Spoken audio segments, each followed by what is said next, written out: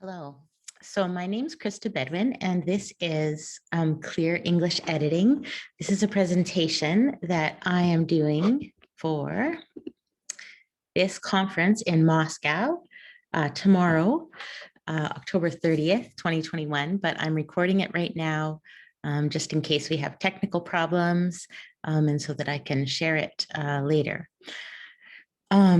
My background is that I have been since 1999 an editor, and before that I was a chemistry teacher.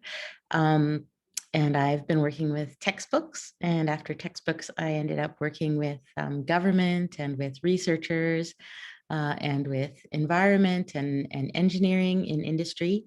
An interesting thing about my research experience is that I've worked mostly with Francophones, who of course do their papers in English. And so that's interesting for this Russian audience because from what I understand from my translation colleagues, a lot of the same mistakes that, or not mistakes, but sort of habits of writing in English that come out of French translations also come out of Russian translations. So there's a lot of similar ways that we can save words and make the English sleeker and clearer, whether it's translated from French or Russian or Spanish or Italian. So that's what we're going to be talking about in this session. So this is just a little, I'm not expecting you to read this, but quick little screenshot that I took. This is out of the Plain Language International magazine, I guess. And so plain language and clear language basically mean the same thing. And so this is Natalia Nachieva and Emma Kairova, who've written about plain language in Russia and the need for simplifying language. And so they speak about people with low financial literacy and people with contracts and documents. These are the exact same arguments I've heard made for plain language in Canada. Plain language is needed all over the world, and in academia particularly, we seem to have people wanting to use more complicated language, and we need to look at why that is and what we can do to make our messages more clearly delivered. So if you're attending the conference in Moscow or remotely, then the organizers will have sent you these two notebooks, textbooks from me. And if you didn't receive them, then you could message me on LinkedIn or on my Gmail address, or you could contact the conference organizers to ask for them. If you're watching this on the internet at some other time, then by all means, write and ask me questions. I'm happy to share answers and hear what your questions are. It's always interesting for me.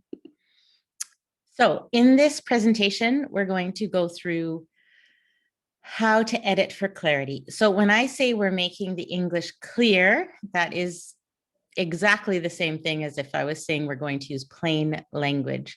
So if you were looking up strategies for this some late night on the internet, you might want to look up plain language or clear English, but plain language is the international term for making language more accessible. So when I get a research paper and I want to help edit it so that it sounds better and is more correct, these are the 5 most common steps that I do.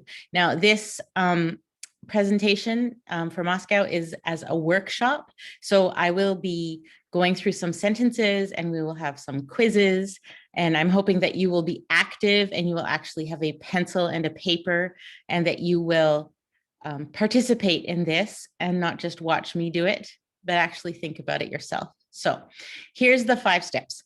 First, reduce the number of words without losing meaning, but we can have so many ways of reducing how many words we use for the same message. So Russian and French typically use about 20% more words than English to say the same exact meaning. So we have lots of opportunities to reduce words. And the author delivers it to us at a certain number of words, and then we can easily reduce it. The second step, we can use more simple words that mean the same thing. Younger writers often want to use more complicated words. We can do things to make them simpler and easier. And again, deliver the same message so it comes across better. Three, we use empty space well. So something that advanced editors know and writers at first don't know is that the white space is actually what makes something easy to understand. The blank space is where we understand. So as editors, we can help to introduce this space and also introduce some images, which is a use of space as well. Four is using plain language. Again, all of this is plain language, but I'm going to include some extra tricks. Particularly, we'll talk about active voice in the end. It'll tie together with a bunch of the other strategies. They all work together. And five, there's common errors. And again, there's ones that were particularly chosen out by my colleagues who work with Russian translations that I will go through at the very end.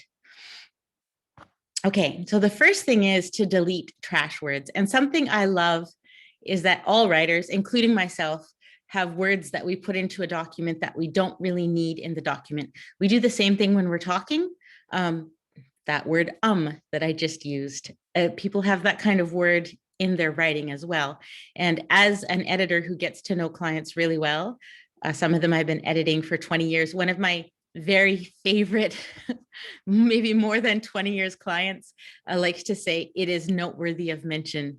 And when I was a young editor, I would chastise him for this. And now I just feel happy when I see it because I know he's going to write it and I know it can go find it. And that'll be the first thing that I'll go and maybe delete or reduce. Sometimes I leave it. You want to leave the author's voice, of course, but there are often, particularly in English second language, too many therefores, in fact, on the other hand, however. It should be noted that these phrases are used far more often than they're required. So here's your first quiz. Hope that you have a pencil. If you don't, then just look at these and in your head, figure out one word for each of these numbers. I'm going to be quiet for a few minutes. You can also at any time write in the chat. I believe the chat will be open. So write in the chat box to answer these questions as we go.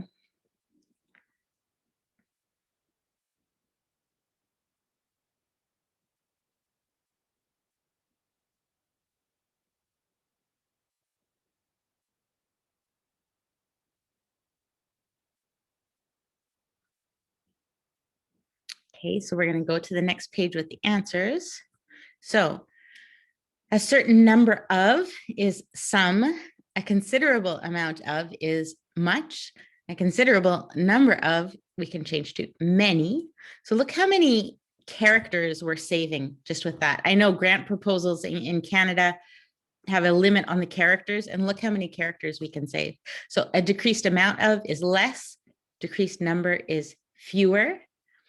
Accounted for by the fact that just means because. An adequate amount of, we can just put enough. And an example of this is the fact that. We could just put for example. So there's a word here that almost all of these have in common, which is the word of.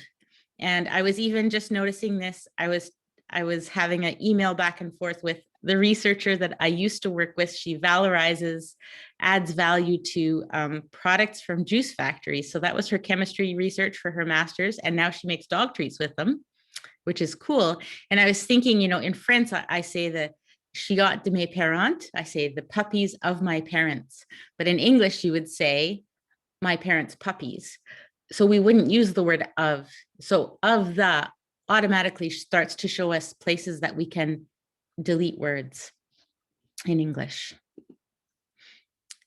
Now this chart here, I want you to study for the next exercise, okay? So again, a considerable number of is many. We already looked at that. During such time as is while.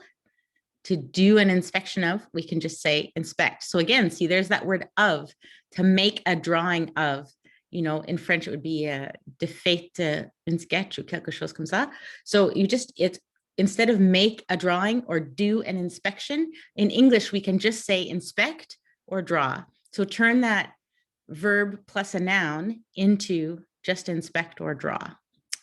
We'll have some other clues later in this presentation how we know that those phrases are happening and we can quickly find them.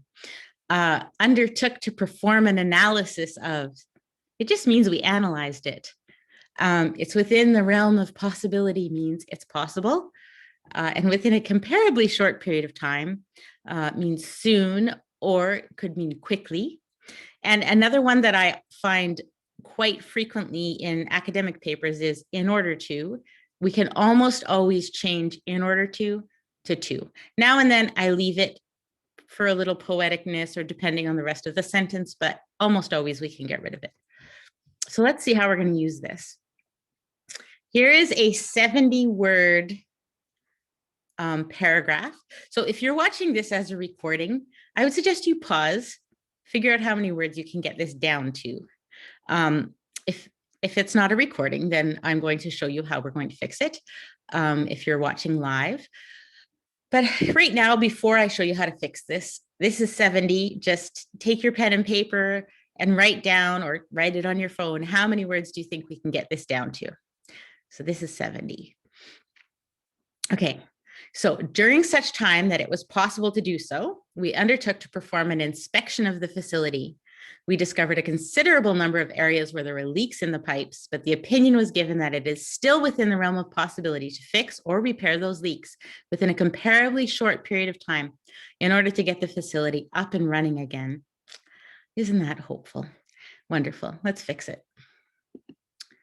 Okay, so if you have those textbooks that I mentioned, there is 6 pages of tables like this of things we can fix.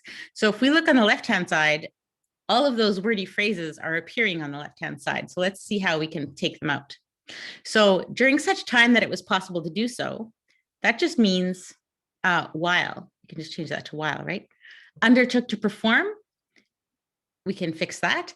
And then here's that of the phrase I was talking about. So TION and of the, I actually go into a lot of academic papers and I just look up in the search window, TION space of space the, and that shows me tons of sentences that I can shorten and make more concise. So while we could, we inspected the facility. Perfect. Much faster. Now, it kind of bothers me that while we could is vague. Why was there only a window that they could do that? It would be better if it was more specific. If I'm editing this and I have a chance to go back to the author, I would ask about that. Let's look at the second one. So a considerable number of, we can get rid of that. Areas where there were leaks. Well, why don't we just say we found leaks? We don't really need to say areas where there were leaks. It means the same thing. There's that within the realm of possibility again, in a short period of time and in order to. So we can fix all of those. So we discovered many leaks in the pipes, but the opinion was given that it is still possible to fix or repair those leaks quickly to get the facility up and running again. We can take this even farther. Now that we fixed it, I notice even more problems, okay? We discovered many leaks in the pipes, but the opinion was given. Well, who gave that opinion? It's possible to fix or repair. Well, fix and repair mean the exact same thing. So why don't we just say we're going to fix it or we're going to repair it? And then getting a facility up and running is a colloquial term. So we can't look that up in a dictionary. We don't want to use it in technical writing. It means operational. So let's see, how is this going to look? Aha, so we discovered many leaks in the pipes, but we believe it's still possible to repair those leaks to get the facility operating, or some people would say operational, doesn't really matter again. So, aha, the facility was not operating. So this gives me the clue to the question I asked in the first paragraph. Why was there only a window? Well, we could inspect the facility because the facility was shut down. Okay, so I've changed it here to during the shutdown. Now, I wouldn't change this as an editor unless I confirmed that with the author, but let's say that we did. So during the shutdown, we inspected the facility. That's strong, clear writing, isn't it, compared to what's on the left? We discovered many leaks in the pipes, but we believe that it is still possible to repair those leaks to get the facility operating again. So that inspires confidence. If you hear that from a contractor, you feel that they are communicating clearly and you want to work with people that are showing assurance and that seem to know what they're doing because the words are clear. If you compare that to what's on the left, that is not creating as good a business relationship or as much confidence in research because it's puts you to sleep and you need to drink more coffee to cope with that. So check how you did on the quiz. We took that from 70 down to 33. And again, in that textbook, you will see more tables. So you can play with this fun exercise yourself. Now, the second sets of tables that we have are how to take important big sounding words into elegant, stylish words. So just like in French fashion, a simple dress on a beautiful woman is fashionable. Even a simple dress on a stylish woman, you don't have to be that beautiful. You just need a simple dress and good posture, right? So it's the same thing. Utilization can be use. And usually when we have unconfident writers, especially young ones, they love to pepper the document with utilization and consideration and installation instead of just saying, you know, use and factor and need, these one syllable words. But when we're talking about very complicated concepts, with academia is all about complicated concepts, the more complicated your ideas, the simpler should be your words. So we should have an inverse proportion there. If the ideas are complicated, the words should be simpler. Another one I see all the time is people say they're going to make a modification. They really are just going to change something, right? Now, methodology and method is a particularly interesting one because writers want to inflate it into a methodology, but really a methodology is a collection of methods. So you cannot interchangeably use method and methodology. That's one to be careful with. Now, here's also how we see the clues that the words are inflated, okay? If they ended A-T-I-O-N, A-L-A-N-C-E, I-V-E, I-Z-E, or A-B-L-E, then they're an inflated word and we can take it down. So instead of, and again, the longinated, that's my own jargon, that's a joke word. Longinated is not a word. It's so a long word that has been made longer, and I see authors do this all the time by adding A-T-E-D.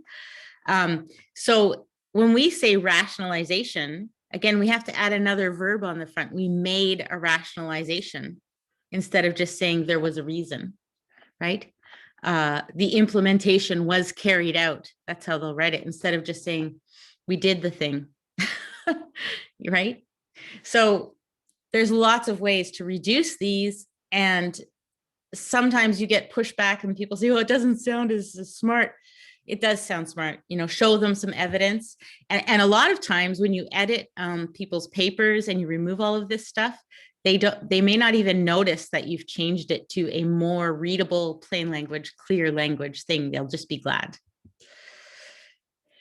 So now here's an example of engineering writing for us. Edgar Allan Poe, who's a poet, wrote this passage. Helen, thy beauty is to me like those Nicean barks of yore that gently o'er a perfumed sea the weary way-worn wanderer bore to his own native shore. Really, what does that mean? It just means he thinks Helen is beautiful. So a lot of academic writers seem to believe that they want to write like Edgar Allan Poe, and they make these huge paragraphs. And we just want to say, hey guys, Helen's beautiful. Your research is beautiful. Let's just take the words away and show, let it shine, polish it up. So it's akin to this, right? In the first photo, you barely notice that there's a piano. You're distracted by the clutter, the chair, the benches that are stacked, the file folders. If your main focus should be the piano, then get the extra fat words out of the way. This is a wall of text. I'm sure every editor attending this workshop has probably seen a wall of text like this. When I see a wall of text like this, my first thought is I want white space. So to get white space, because we probably have used every line possible, people do that. They fill all the space. So to get space, we reduce the amount of words, and then we use that space to put in some paragraph breaks. Remember, understanding is in the space, not in the extra words. So here's an example that if you came to my workshop before in May in Moscow, then you have seen a similar example. I've added some extra examples into this workshop, but I'm including this because this is one that people say makes the biggest change in their daily careers, is to learn how to do this. So I'm including it. This doesn't have enough white space. And this is the kind of email that we all send from our phones. When we don't sit down at a computer and properly format an email, this is what we get. It's disorganized. I'm going to say it's impolite. It's weak. I get, engineers coming to me saying, oh, the client doesn't send me answers. Well, how many answers do you think this needs? If I look at it quickly, I see 2 question marks. Maybe I would give 2 answers. A lot of clients would just give 1 answer for 1 email. So if we want more than 1 answer, we need to be explicit, okay? And we need to make it much more obvious. Let's give some verbal cues. So we're going to do 5 things to fix up this email. First thing, make sure that it has a proper subject header. People sort their emails and search for emails by subject header. So it's important to change subject headers. I'm guilty of not doing that too. I want to show you the shape of this email, right? Automatically, I can see we need 3 answers, 1, 2, 3, right? However, to make sure that the client sees that, let's say, dear Leaf, we're beginning in a friendly way, and then we say, please see below. So friendly and polite in business emails or academic emails is always good, okay? I need 3 answers from you. Please respond, and then give a deadline for when you need the response, okay? Then we ask the 3 questions. And then at the end here, let's say what our job title is. Sometimes I put my website address. If people haven't met me before and don't know what I look like and don't know what I do, it can be really nice to just put something that they can click, or your LinkedIn profile, that they can quickly go see who you are, what your role is, what your job title is, where you're living, get a handle on you, right? We don't have handshakes on email, so this is our handshake at the end here. And then, these kind of questions maybe would be answered better by telephone. So why not give your telephone number to show faith in your relationship? Okay, the last point I want you to look at here is the red text in the box. Respectively often causes needless complexity, also in academic articles. And in this case, it's not going to get 2 answers, right? So number 3 says, please confirm that the 2nd and 3rd manuscripts will be available by Monday, August 9th and August 11th, respectively. That's 2 questions. That's not 1 question, that's 2 questions. If we want 4 answers, then we need to fix this email to say 4 answers, okay? That's 4 questions. Hopefully, most people would give 4 answers when it's worded this politely. This is going to get a far better response than the one with no white space. Same thing for academic articles. The white space gives us time to rest our brain and separate the ideas. Okay, so now images are a really interesting way to connect ideas as well. And something I'm loving about academic publishing now is that graphic abstracts are becoming more common and a requirement quite often. So there's a great reason for images. If we start on this sort of our diagram here, images make readers curious. So right away, people get sucked right in and want to know what's going on in the picture. It's instinctive to want to look at a picture and figure out what's going on. Curious readers will stay awake. They will understand your message more quickly. And because they understand it faster and better, they will remember it better. A lot of us remember information spatially rather than just as bulleted lists. Readers, therefore, like images. Now, writers should also like images because they connect ideas, they use fewer words, and they save space. So that wall of text that we just looked at, if I had time as an editor, we could probably look at that and reduce some of that even further into some images, which was partially already done, but it's something that can be really well done often. And another interesting thing is that in the time it takes a writer or an editor to create a good image, your brain finds new ways to make your message better. So this is a researcher who I've been editing with for a while, and this is a grant proposal he's doing. And this picture makes so much more sense than all the paragraphs I was reading. It makes it very clear that there's three aspects to this research. They're looking at pig agriculture, and the first thing they're doing is trying to optimize the probiotics that are being given to the pigs in their feed. The second thing that they're doing is mapping the exchange network of antibiotic resistance genes in the microbiota. So the concern is that, of course, antibiotic resistance is happening in people and it's happening in agriculture. And so this researcher is looking at ways to cope with that. So working with it in the microbiota in the stomach. And then also, we can test in the feces what kind of bacteria can be used in the agricultural byproduct to degrade the antibiotics that are being excreted by the pigs. Because pig farming creates a lot of waste, and it's important for our societies to control that. And so this diagram really quickly ties up, hundreds of pages of research and dozens of experiments. We very quickly get a handle on how these three are connected into a One Health sort of perspective. It makes sense because it's tied into a diagram with pictures that make sense to all of us. We all have a mouth, we all have a stomach, we understand that it would make sense to need to understand these different aspects of agriculture much better than it would do in a whole page of writing about it, right? Now, this is another example that I love. So this is, say, a shareholder report by Cenovus Oil Company. It's quite old now, 2014, 7 years old. Imagine if we only had the 7 paragraphs that you see there.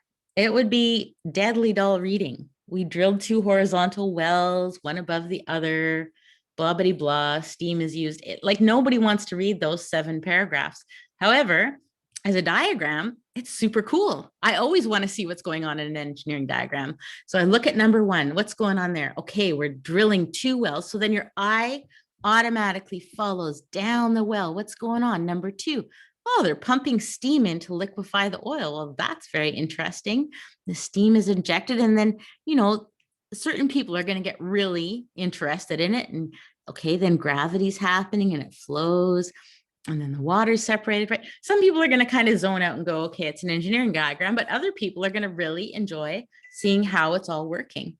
So give them the diagram. Hardly anybody is going to read all the 7 paragraphs with great interest, but many people will follow the diagram with great interest. So make diagrams. And just the factor of having made this diagram, no doubt refined the words that were used for it, because then you're not going to use extra words in those paragraphs. You're going to make it down, polish it up to perfectness. So that concludes my third point. Use images well and use space on the page to make your document more clear. So now the fourth point of plain language is choosing elegant words and decluttering, using the active voice, remove trash words and extra words, use fewer words. So we've already discussed those things. And then simplifying and separating sentences. So as I said, all the objectives are kind of tied together here, but we're going to look at some extra ways to declutter here. And also, why? Why are research writers using more words and overcomplicated words and complex sentences? So maybe they're trying to show intelligence. Maybe they haven't taken the time to delete enough words from direct translations, or maybe they haven't seen this presentation and didn't realize they could delete all those words from direct translations. But it's been proven, as I think I see on my next slide. Yes, I do. So there's a project, the Civil Engineering Writing Project. It's in the States somewhere, and they're very generous with sharing their data. So they have actually taken a lot of writing from many engineers and graphed it. And they have graphed the fact that more experienced engineers write shorter sentences, use plainer language, and get the message across much more strongly. So they use more active voice, they use more white space, and it just gets a stronger message across, as we've already seen in one of those examples, because it's not complicated. Oh, so paragraph breaks, bulleted lists, and images. And yes, you can do this with academic papers too. I've had lots of academics say, oh, no, we can't change it because of the journal format. You can still make more paragraph breaks. You can still put in images. Bulleted lists, maybe not so much in a journal article, but we can number lists, and numbered lists are better than, if we have a thing that's 4 things, it helps to number it. It does simplify the reading and make it simpler. So here's another example. So what would you do with this messy, messy sentence? I'll read it out loud for you. The ubiquity of nanoplastics and the uncertainties surrounding their hazards and risks to our environment and living beings' health are still unknown and not well understood. The ubiquity of nanoplastics. Okay, so I've color coded the words here, which is kind of how I think through an edit. So there's 3 words that could be better. Okay, ubiquity, because I think that a lot of readers are not going to know what ubiquity means. Yes, they can look it up in a dictionary. It's not used incorrectly here, but it's a pretty rare word. Surrounding is a long word. We could use a shorter word. And living beings is kind of like aliens in English. We don't usually say it that way. If it's a science paper, we would normally say living organisms. Okay, and then in the orange, we're seeing something that we already saw twice, which is words that are used twice. So we can drop those both down to 1. Okay, so we'll cross those out. And then with the ubiquity, I was thinking of changing it to the word prevalence, which means the same thing. And then I looked onto Google Ngram Viewer, which is free on Google. And so prevalence, I can show to my author here, is much more common word than ubiquity. So I think all of the scientific readers will probably know the word prevalence. So I prefer that we switch it to prevalence. Okay, so we switch it to the prevalence of nanoplastics. I won't read the whole thing out. And I've talked through those points already. Oh, another point is that the apostrophe on the possessive can sometimes get confusing. So we're getting rid of the, as I already said out loud to you, is a change I often make. Here, I think that it's too awkward for us to get rid of the, because the living being's health, it's a bit more clear here to say the health of living organisms. So it's always a judgment call. It's an art, not just a science. So here we have it. It's not a lot shorter. And this guy's still frowning. Why is he frowning? The prevalence of nanoplastics and the uncertainties about their risks to our, look at that. Uncertainties are not well understood. This still doesn't really make a whole lot of sense, even though we cleaned up the language.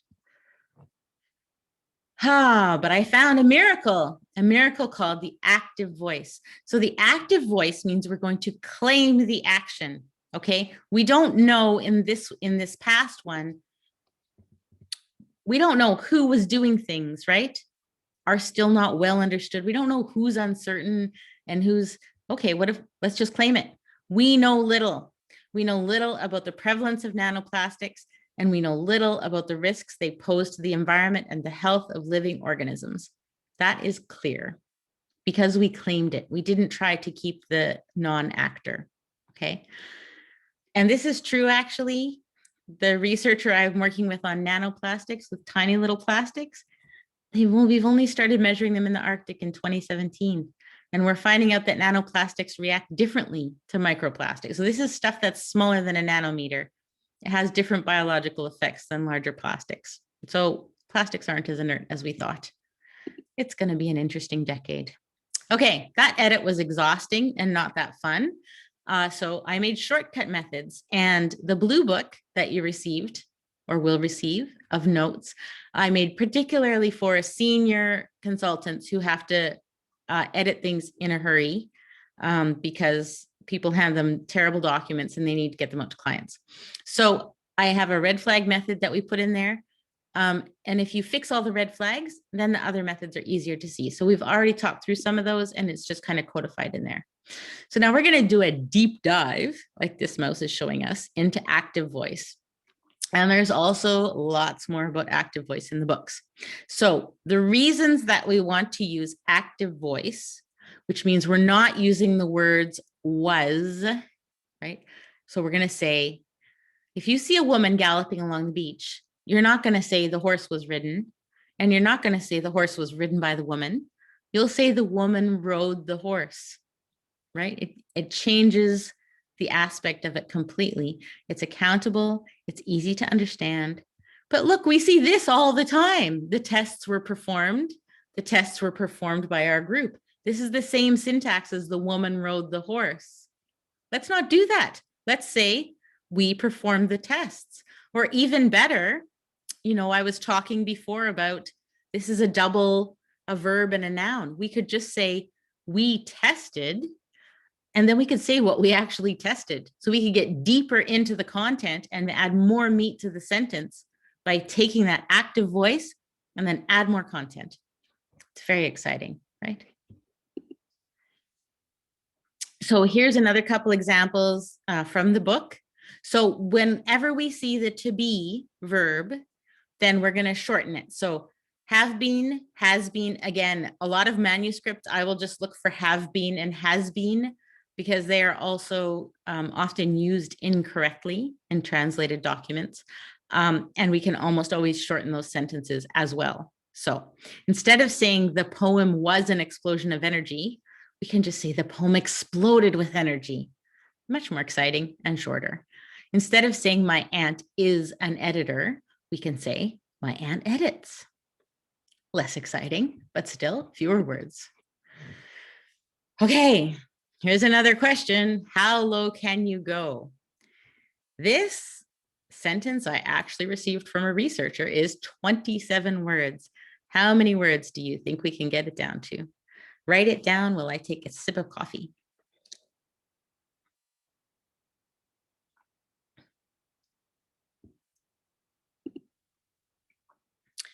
Okay, so this review proposes to focus on the research and more specifically will point out their specificities. Yes, they actually use specifically and specificities together like that. That just means details. Details revealed by the most recent works. And this is another common error I see is people using the word within when they just mean in. Again, I guess it just sounds better because it's bigger, but we can get rid of that. Okay, and another thing I noticed about this sentence is the research and the recent works are talking about exactly the same thing. So we don't need to mention it twice. We could just mention it once. So the review proposes to focus on the details of recent research initiatives reported in the literature. So then a geologist friend of mine said, we don't even need to say that it's research in the literature. It's obvious that it's research in the literature. So let's just say this review proposes to focus on the details of the recent literature. Indeed. And then another friend of mine, another editor, got even smarter and said, it's not really proposing to focus on it. It is focusing on it. This review focuses on the details of the recent literature. That's all we need. It says the exact same thing. So how many words did you guess we would get down to? 1, 2, 3, 4, 5, 6, 7, 8, 9, 10. From 27 down to 10. Oh, and we can get this review focuses on the, oh yeah, we don't even need the details of. Can get it even less, get it shorter. This review focuses on the recent literature. It's obvious that there's details. It's obvious that it was reported. It's obvious that there's specific specificities. This is all we need. It's clearer and stronger, and it means the same thing. So something that's interesting, and I used to have a graph that goes to 1382, which is when the English writer Chaucer was writing. His average sentence length was 82 words per sentence. Now, especially with people reading the internet, this one just goes to 1950, it's actually down to 8 words on average per sentence. So when we see research sentences that have got 21, 22 words in it, we don't need that. You can break those sentences up. If you see a semicolon, it can almost always be a period in a new sentence. And again, it's a judgment call. I do include some semicolons, but often we just don't need to. Separate your sentences when you can.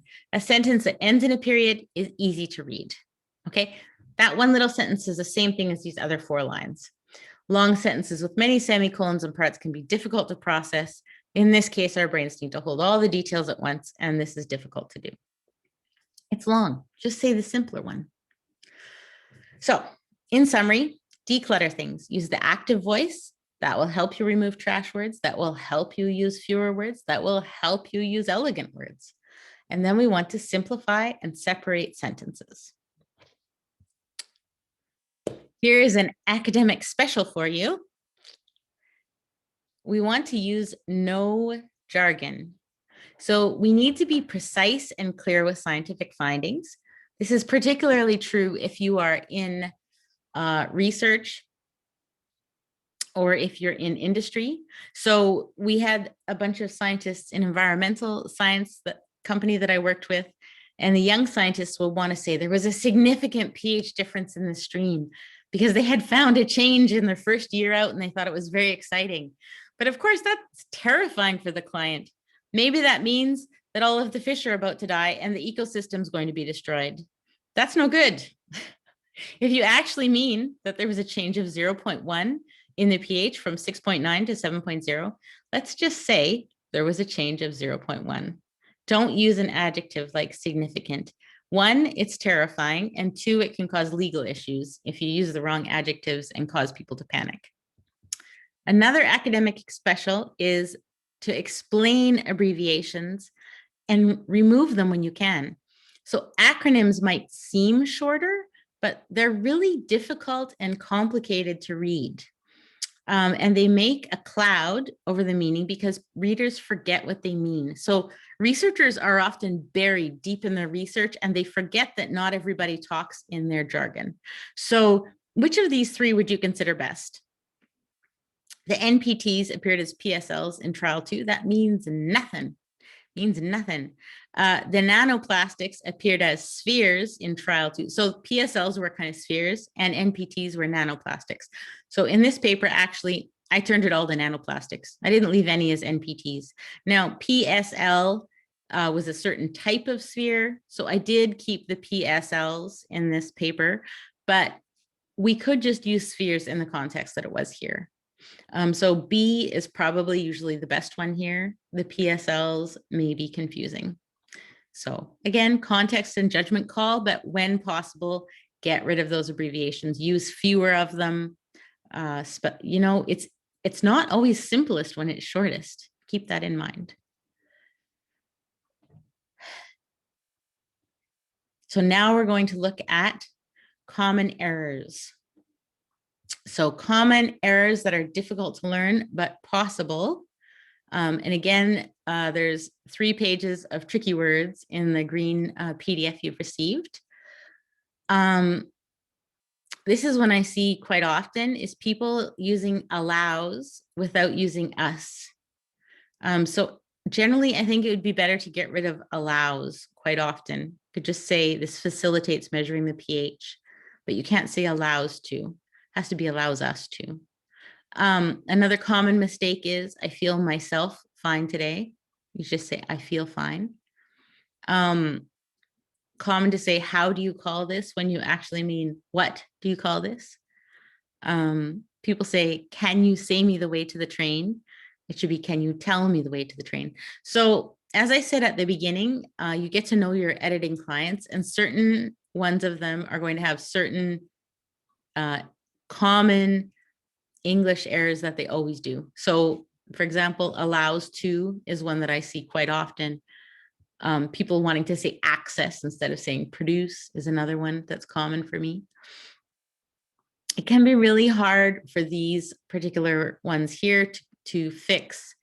So my personal example, I put at the bottom here, when I'm writing in French, I never get the masculine and feminine right. Or, I mean, I don't want to say never, but I know I'm going to always have a mistake. Even if I get most of them right, I'm always going to make a mistake. For other writers, in English second language, finding where the and a should be in and should be out, it's almost impossible for us to teach this one. You just need to hear the language for a long time. So if you know that you have problems with the and a, it's really good to just get that read by English first language proper editor. Word order can be very complicated. And again, it's very difficult to teach. It's something that comes with an ear for the language. And then small little languages, little words. So instead of saying, I was waiting Olga on the theater, or, you know, even in Canada, we would say here in Nova Scotia or Newfoundland, people say, I was to the beach. And you wouldn't say that in Alberta or in the West or in the cities. You would say, I was at the beach. But you know, people use these different little words, and that's how we make language different. So, but if you're writing technical papers, then it has to be, I was waiting for Olga at the theater. So these little words are a reason to just hire an editor. So when I'm doing, if I was doing proper documents in France, like when I was trying to immigrate, I get an editor. I don't assume I can do it by myself. I know I'm going to make mistakes. Another common error caused by translation is that the words it, them, and the latter is soaked into the language so much in the translations, and it's not specific. So an example is, although the latter one is not a standard parameter evaluated, people just use the real word instead of using a word that replaces it. It just makes it very complicated. The one is another one. So don't use the one or the latter or it or that. Just put in PH or put in the word that you really mean instead of a word replacing a word. Also, pronouns can also just be deleted from the translation. So the more strains are involved, the more time it will need. We can just say the more time is needed. When more strains are involved, we need more time to make it more accountable. So one last exercise. Studies and reviews were published during the last years to tackle the lack of nanoplastic knowledge without being genuinely successful. So double words, as we discussed. Point number 2, were and being. So that's giving us clues about the passive voice. There's a long phrase there in number 4, tackle the lack of. So lack is also, so it's not just a long phrase, it's also a negative phrase can be phrased as a positive phrase more clearly with fewer words and less confusion. So lack of nanoplastic knowledge. What does that mean? So recent studies and reviews on nanoplastics have not been successful. So instead of saying very successful, it's actually stronger to just say not been successful. That's better. Here's one last example. When the process of freeing a vehicle that has been stuck results in ruts or holes, the operator will fill the rut or hole created by such activity before removing the vehicle from the immediate area. What does that mean? If you make a hole while freeing a stuck vehicle, you must fill the hole before you drive away. So if this was in a work manual, you can imagine that the one on the left would not result in much behavior change in your workers, but the one on the right is clear and easy, and people will probably follow it. So that's the whole point of this, is we want language that people are going to understand and be able to act on, whether it's research or whether it's safety documents or whether it's an email. Fewer words and more space allows more clarity and more action. So if you have any questions, I am very happy to connect on LinkedIn. You can ask me there, or you can email me to ask a question. I have some blogs linked on my webpage that have some hopefully useful articles. So be in touch in whatever way works with you. And I hope this video has been helpful. And I hope that you have a fun time writing or editing your next technical document.